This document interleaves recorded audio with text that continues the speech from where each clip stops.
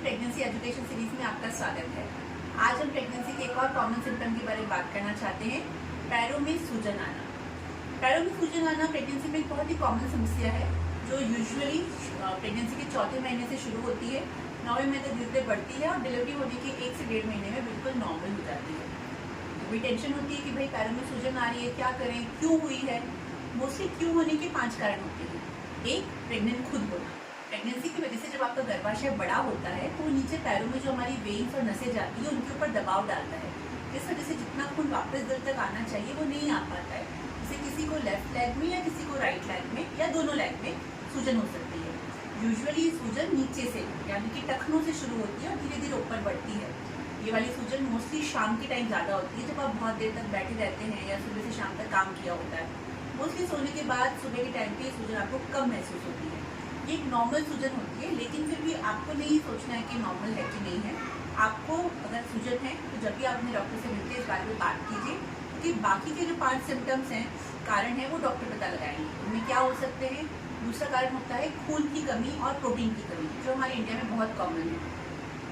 Usually ऐसी सूजन पूरे शरीर में आती है। पेशेंट को थकान होना, सिर दर्द होना, घबराहट होना, सांस चढ़ना, ये सब प्रॉब्लम के साथ में हो सकती है। तीसरा मेन कारण है और डेंजरस कारण है बीपी बढ़ना। इंडिया में भी बहुत कॉमन है बीपी बढ़ना। इसके लिए आपको नॉर्मल बीपी मपाना है। अगर आपका बीपी 140/90 से ज़्यादा है तो आप प्री एक्लेम्शिया वाली सूजन के शिकार हो सकते हैं। बट मोस्टली बीपी बढ़ना, बीपी में सूजन आना पहला सिम्टम होता है। इसके बाद दूसरे जब सिम्टम्स आते हैं, आपका सिर दुखना, आंखों के आप सामने थोड़े थोड़े छाता छाता दिखाई देना, पेट दर्द होना, इंडाइजेशन होना और तरह से दुखना, ये सब चीज़ों के लिए आपको एक बार डॉक्टर को जाके बीपी मपाना है। उसके अलावा कारण आते हैं कई बार कोई दिल की बीमारी या किडनी की बीमारी में भी हमें सूजन हो सकती है, या फिर जब एक डीवीटी की बीमारी होती है जिसमें खून ढंग से नीचे नहीं पहुँचता, खून का थक्का जम जाता है। तो ये सारे सिम्टम्स, हर सूजन को अपनी प्रेगनेंसी की सूजन न मानते हुए एक बार डॉक्टर से बात करें। वो अपने लेवल पर कुछ खून की जांचें करके, आपका एग्जामिन करके, कुछ पेशाब की जांच करके डिसाइड करें कि भाई नॉर्मल सूजन है या फिर इसमें आपको ध्यान रखना है।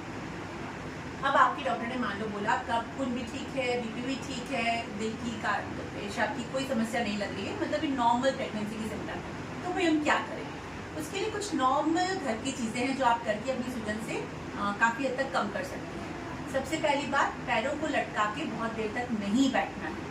कई बार हमारी काम आदत होती है सब्जी काट रहे हैं बैठे रहो, टीवी देख रहे हैं बैठे रहो, प्लीज़ ऐसा ना करें। ज़्यादा देर तक बैठना है तो आप ऊपर आलती पालती मार के बैठें या फिर पैरों के नीचे मुड्डी रख लें, तो आपके पैर थोड़ी देर तक ऊपर रहेंगे। पैरों को लेटे थोड़ा थोड़ा इस तरह से चलाते रहेंगे। ऐसे चलाने से हमारी मसल्स काम करती है, जिससे कि खून वापस से दिल की तरफ लौटता है। आप नॉर्मल लेटे लेटे भी, रेस्ट करते करते भी पैरों से साइकिल चलाना, पैरों को ऊपर नीचे करना, कभी कभी आलती पालती मार के जैसे बटरफ्लाई तरह से करना, इससे पैरों के जितने व्यायाम कर सकते हैं इजीली प्लीज़ किया कीजिए। ये आपको नॉर्मल डिलीवरी में मदद करेंगे और आपकी सूजन को भी अच्छा रखेंगे। उसके बाद होता है पानी ज़्यादा पीना। ठीक है, सूजन आने में कई बार लोग बात बोलते हैं कि मेरी पेशाब बार बार लगती है, ऐसा नहीं। ठीक है, पानी जितना पीजिए, ये सारा पानी अगर पेशाब के थ्रू निकलता जाएगा तो आपको सूजन हमेशा कम महसूस होगी। रात को सोते समय आप 3 से 4 तकिए रख के पैरों को ऊंचा रखिए और फिर उस पोजीशन में लेटिए, उससे कि सारा ग्रेविटी के थ्रू सारी सूजन वापस लौटेगी। लेकिन मैडम ऐसे नींद थोड़ी आएगी, इसके लिए नहीं घबराना है। आधा घंटा 15 मिनट इस तरह से लेटिए और उसके बाद फिर नॉर्मल पैर करके आप नॉर्मल लेट सकते हैं। उल्टे हाथ की करवट लेना बच्चे के लिए हमेशा अच्छा होता है, लेकिन अगर आपको लगता है कि सूजन उल्टे हाथ में है तो थोड़ी देर आप सीधे हाथ की करवट लेके सोइए और उसके बाद आपको जिस पोजीशन में नींद आती है तो उस पोजीशन में आप आराम से सो सकते हैं। एक और पोजीशन होती है कार्डियक पोजीशन 90 डिग्री। इसमें आपको क्या करना होता है, आप नॉर्मल इस तरह से लेटिए और अपने पैरों को कुछ टाइम के लिए बिल्कुल 90 डिग्री पैरों पे दीवार पे रखिए। इस पोजीशन से आपके दिल को सबसे ज़्यादा अच्छी तरह से खून मिलता है। आप 5 से 10 मिनट इस तरह से पोजीशन में रखिए और अगर कोई कर सकता है तो हल्की हल्की उसमें पैरों की मालिश करवाइए, ऊपर से नीचे लाते हुए, जैसे कि अपन पानी को वापस डाल रहे हैं। इवन आप बैठे बैठे भी नॉर्मल सरसों के तेल, नारियल के तेल, किसी से भी अपनी हल्की फुल्की पैरों की मालिश कीजिए, उससे आपको थोड़ी सूजन कम होती महसूस होगी। बच्चा डिलीवरी बढ़ने के साथ साथ यानी कि 6, 7, 8, 9 महीने तक सूजन थोड़ी थोड़ी बढ़ती है और फिर अपने आप से डिलीवरी के बाद धीरे धीरे कम महसूस होती है। प्रोटीन की डाइट और आयरन रिच डाइट खूब लीजिए। हाइपोप्रोटीनेमिया यानी कि प्रोटीन की कमी से भी सूजन बढ़ने में आता है, जो कि बीपी का भी लक्षण होते हैं, कमजोरी के भी लक्षण होते हैं और नॉर्मल लक्षण भी होते हैं। प्रोटीन की डाइट में क्या आता है, वेजिटेरियंस के लिए पनीर, रसगुल्ले, मूंग की दाल, गुड़ चना, ये सब बहुत अच्छी चीज़ें हैं। फ्रूट्स, सब्जियां कच्ची जितनी खानी है आराम से खाइए।